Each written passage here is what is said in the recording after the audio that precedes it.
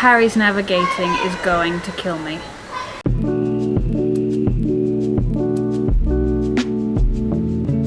Welcome back. If you watched last week's episode, you will have seen us riding around Bali, so doing a lap of the island.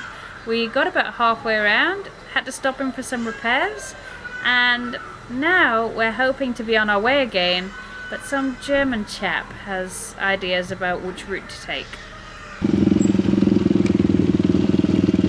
What? I think I found a little track, mein lieben Schatz. All right. Look at the little track. It's next to the precipice.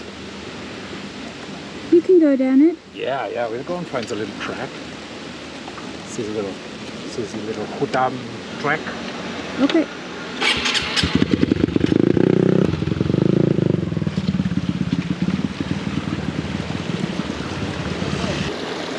Why don't you go down a couple of minutes and then send me a message? Okay, we'll go and see what's up. Make sure it's a perfect little place for mein lieben Schatz.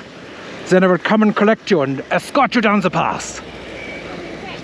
What? Oh, okay, sure, yeah, I'll just message you, slide into your DMs. Okay, yeah, I'll go a few minutes. She wants to get rid of me again. I was thinking she needs my help, but instead now she's just trying to get rid of me. That's some steps, that's another path there. Well, look, I'm on some 70-30 tires. I'm not Graham Jarvis, you know.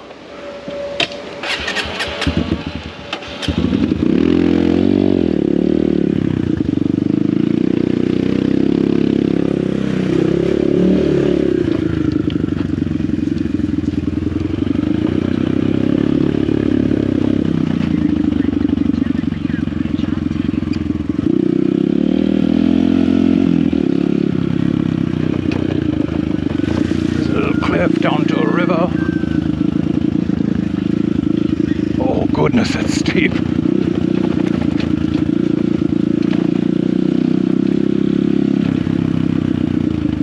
Okay, it just sort of stops. It's back to the river, okay. So it doesn't go anywhere. He's back. What did you find out? Well, it's the perfect place to go if you want to find a dead end with a little strawberry patch. I thought so. But if you don't want strawberries, maybe Go a different way. we can find a different. What? Okay, we can go a different way. Yeah, different little single track. One that's marked on there. One's not marked, definitely not marked, no.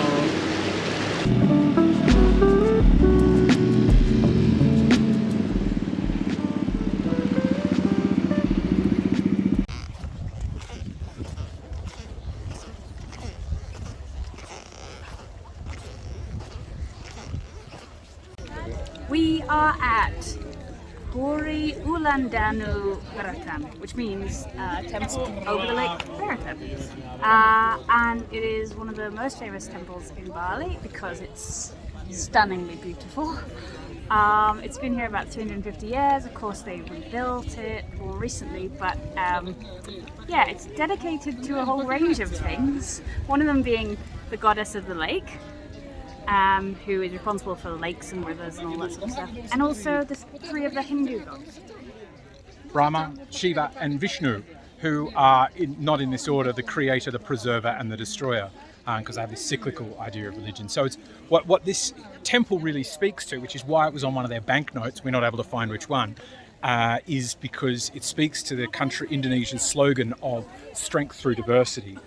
Which is they're accepting this animist tradition of there being a goddess of the lake. The Buddhists, there's a Buddhist stupa over there, and then Hinduism. And just up on the hill, if you can peek just over this building where we turned around, is a mosque. So rather than new religions coming in and going, oh, smash all the old temples and build new ones on top of them, at least for a while historically in Indonesia, they just went, okay, both of them, which I think is really wonderful. This is really a temple for all religions, including those that worship the grassy frog. This frieze shows the story of Lake Beratan, and as you can see, it reads from left to right. And here it starts off, and they're sort of in the jungle, and there's these bulls around. There's nothing they can do with them. And then they start figuring out a bit of agriculture, and then they can use the bulls to help with the agriculture, which means that their yields increase, and they've got so much prosperity, but no religion. So then they sacrifice it all. See here, they've got no food, and they're starving. They're all skinny, but at least they've got a temple that comes floating to them from across the lake. I'm not. He's just making that up. We have no idea what it means. And not many people know this about Buddha, but Buddha was actually a Nazi.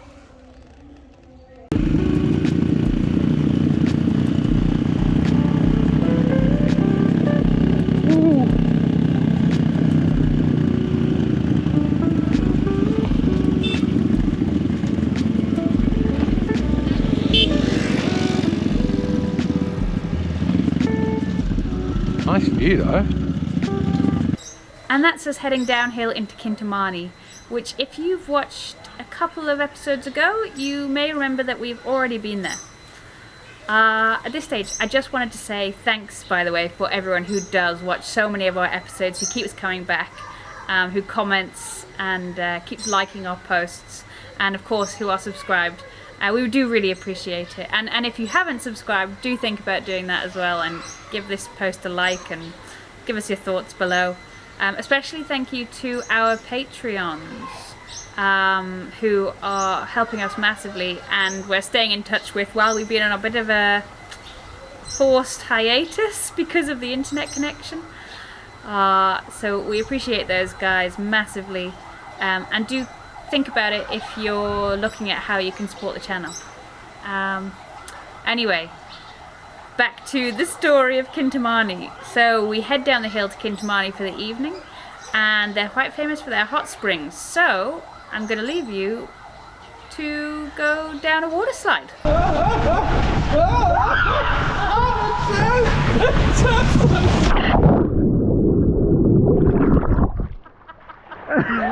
We didn't do that right at all! We failed. Is your shoulder okay? My knee. I landed right on my knee. Morning from Kintamani. We are all packed up, just finishing off getting booted up, and then we're going to go and ride the caldera, or the ridgeline, around Lake Bator. Woo! Yeah, so we'll see how that goes. We've got some advice on what trails to use, so we're going to go and try and find those, and then after that we're going to head to a cool temple and make our way to the beach. Ladotus! Let's do this. It's a huge day. We've got to cover something like 80 kilometers. Which in Bali is a pretty big day. Yes. Let's go.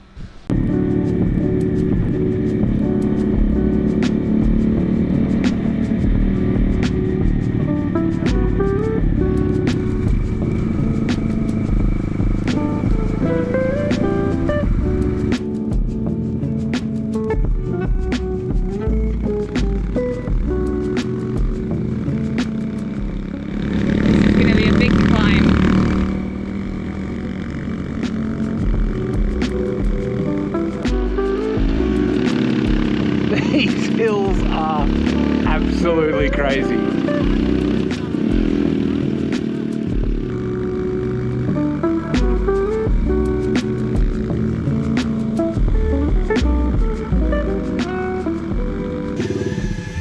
How was that hill?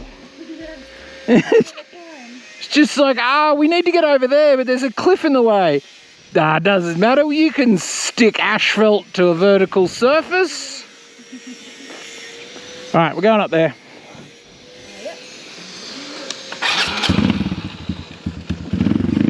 And we're in a very familiar place. We're going to go back to the swings.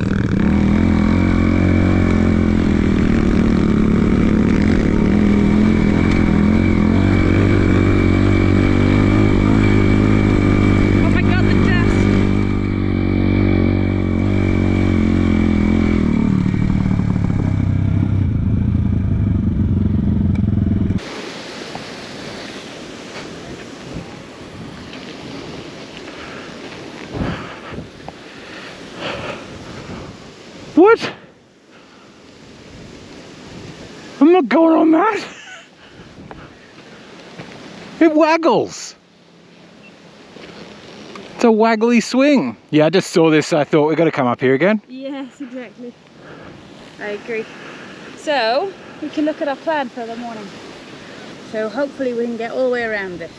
Yeah, so the idea is we've got a sealed road that leads to the edge, pretty much sort of, I think there's another hump after that one that we're not able to see. Yeah. And then that turns into trails that I've got marked on the map. Okay.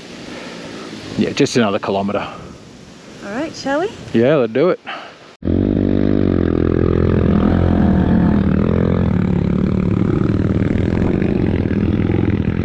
This is interesting.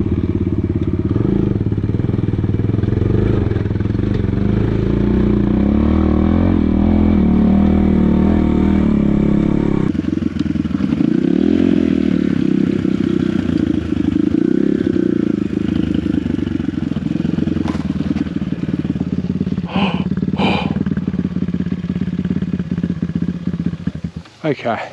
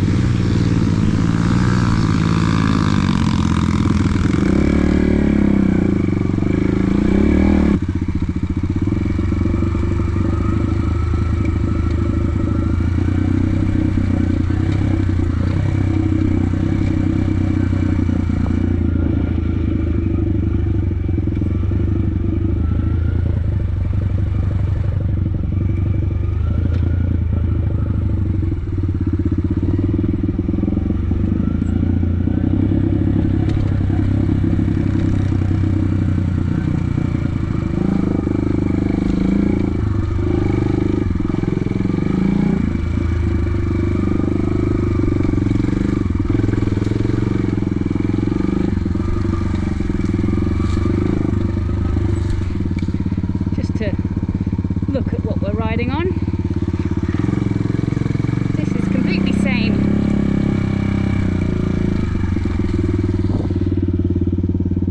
Completely sane.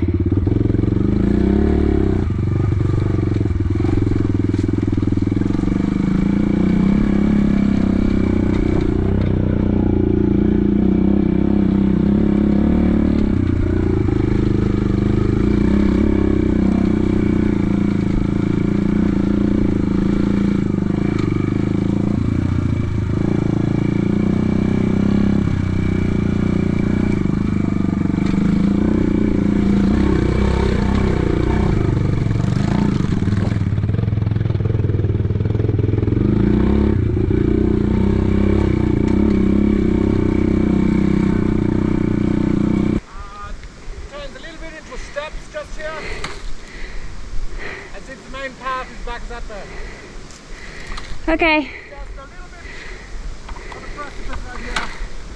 Looks like it's practically up. Up, down she goes.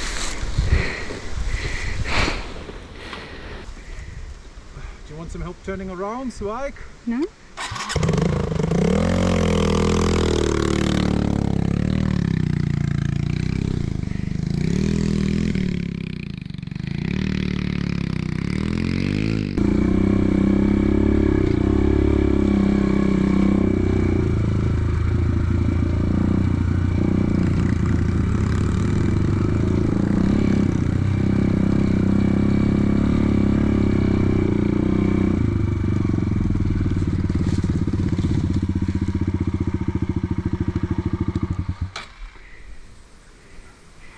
I think I've had enough of this.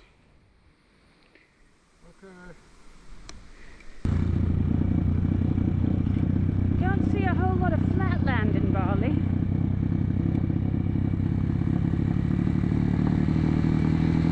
We've stopped for a bit of a rest, a bit of a shady rest under a tree. to cool Liss's brakes. While we're sitting here, I just found out I got a new niece. Welcome into the world. Hello. Say, all the scrobblers, you guys say hello to my niece too. As yet unnamed niece. Doesn't have a name, she's just called Potato for the first couple of years. Yep. As is the Australian tradition. Yeah. Lodotus. Essence of this Lodotus.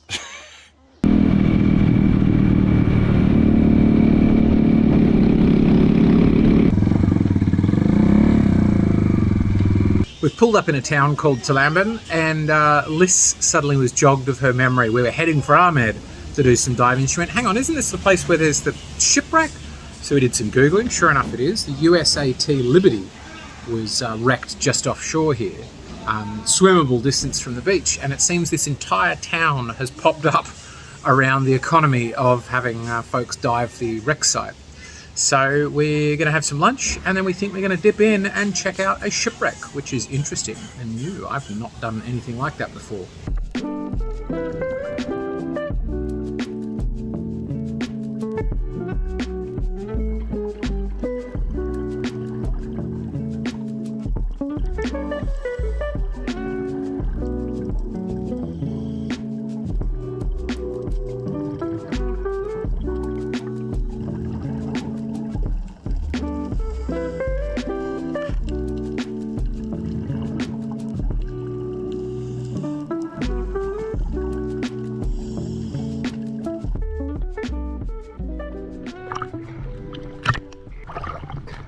Okay. That was an amazing dive. That was so cool. Oh my God. So strange to just have ridden down the mountains, stopped in some car park by the beach, gone for a dive, and now we're off again. Never done that before, and it's awesome. Such a good day. Anyway, we're going to go and find our hotel now. We also couldn't afford we didn't have any cash to pay for the whole dive, so we've got to somehow find some cash. Yeah. Anyway, day's almost over. It's good.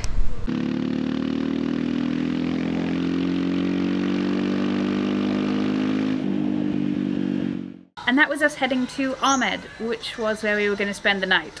Unfortunately, we got to enjoy that town for almost no time because first thing in the morning we were heading back out again and heading west. It was our last day of the trip, and we had a few places to hit up. The first of them being a temple halfway up the biggest volcano on the island. As Harry's done so well with the navigating so far, I of course left it up to him to find the best route up to the top. But Like Talamban.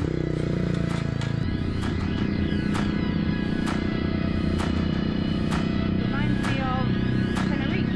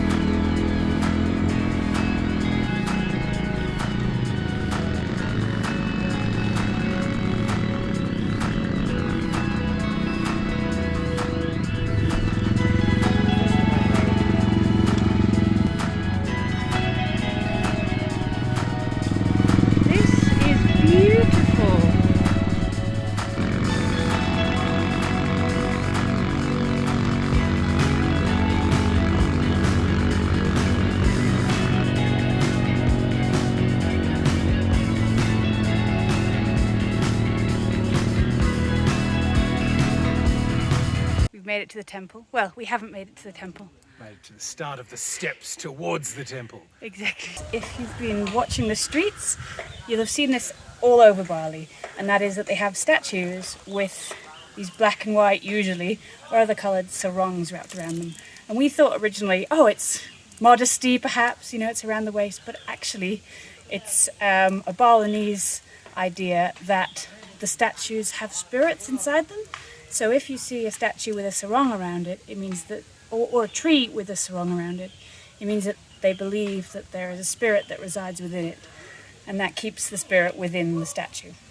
Yeah, very interesting. I've said it a few times, it's a really spiritual place, yeah. We just agreed I'm carrying about like 100 kilos. So this is extra hard. I reckon 12 at a push. 1,200 kilos. We made it. In a manner of speaking.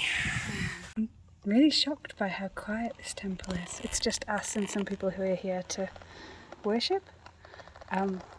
It's quite well known for being a bit of an Instagram spot, and because it's stunningly beautiful right at the steps of the volcano. It's got these amazing gates we'll take a Insta photo for, but there's just no one here. It's so peaceful. We're completely ruining the silence with our squeaking boots.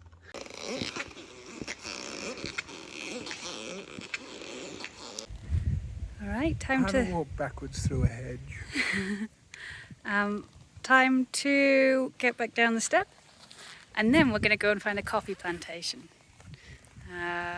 Bali's famous for its coffee, and we love coffee. That's right. So let's do it.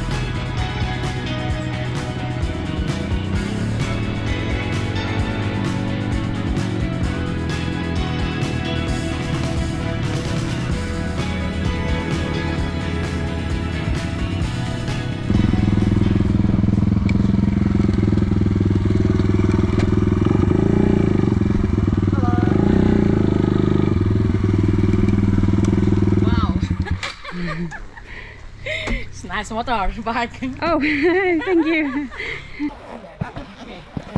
Watch your head. We're on our way back to Canggu and decided we've got to soak up more of the cultural experiences of Bali, so we wanted to try their Luwak coffee, which is some local way of making coffee. I don't know much about it, but it's... Do you know how it's actually made? Because it says here that it comes from civet poop.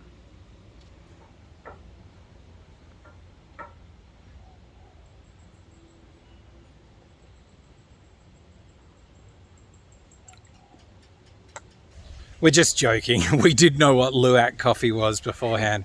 Liss went on Google and found somewhere that did Luwak coffee that would give us a bit of a break from the bikes. I thought it was really interesting though, because they don't have the actual plantations here, but she does walk you through and show you all the stages and tell you all about the coffee. So it's really interesting. They have what is sort of like a civet, a luwak, Yeah. which is the animal that will eat the coffee beans, and then the idea is that the enzymes inside the luwak will then firstly strip away the outside of the coffee bean and remove some of the bitter taste of the coffee, and then the people will sort of harvest the civet poop, clean it up, and then, you know, shell it again and roast it and then turn it into this Luwak coffee, which I think is supposed to be the most expensive coffee in the world. Yeah. I'm not running to have another cup. No, it wasn't huge. It was cool as an experience, but yeah, I think if you'd have just fed me that as a coffee, I wouldn't be like, oh, what is this? I'll pay $6 a cup. Yeah. And it was but it's actually definitely worth doing. If you're coming to Indonesia, it's a cool thing to eat poop coffee. Yes, and we tried all the other coffees that they make, which was really nice. The thing that I did think was interesting, because she was very frank about how they harvest the coffee, and she said that they have a large plantation and they keep a lot of these luwaks, and when it's coffee season, so most of the year they just sort of eat whatever they want to eat, because their favorite thing to eat is not coffee. So then when it's coffee season, they will stop giving them the banana or cherries or whatever it is they want to eat, and they will leave them for a couple of days, and then they'll feed them these coffee seeds, pods. Yeah. And then they'll eat them, and then they're able to sort of harvest from that. But yeah, she was very frank that saying... Yeah, a little bit of animal cruelty. Yeah, that they're not, you know, running around having a happy... No. They're sort of in cages, Yeah, which which is a bit sad. Yeah, for a cat-like animal that roams and has social hierarchies. So But be it's- mindful of that. But It's very interesting to see, how different people are doing things like that. I Yeah. thought it was interesting. let's get on the bikes. Yes, 1 hour, and we will be back at our starting point. So, let's do it. Lodotus. Top quality guano. You've come to the right country. Continue straight. Your destination is on the left.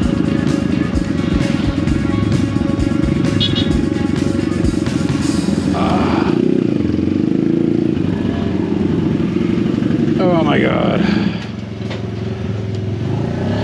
Oh my god.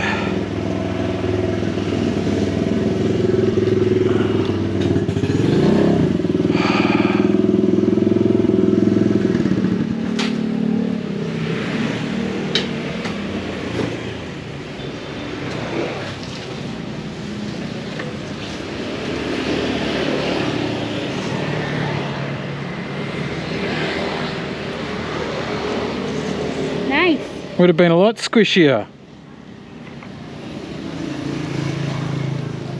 Yeah, but think how prepared you are now for the DR. Oh, it's going to feel like luxury after all this. And that's it for our trip around Bali. I'll show you guys the second half of our map because we already showed you where we got to in the first episode. So from where we started, which was Munduk, we went to Pura Ulun Danu Beratan, which was the temple, and then moved on to Kintamani. Then we went around the ridgeline some way and down onto the northern coastline to Talamban, where we dived the USAT Liberty, and then we went to Ahmed. From Ahmed we went back to the temple on the mountain and then carried on west back to Canggu. Join us next time when we will complain at length about the problems we've had getting back to our bikes, leaving Bali, and carrying on the journey. You knew it wasn't going to be easy, right? See you then. This is really nice. What is that? Scratch from my leg.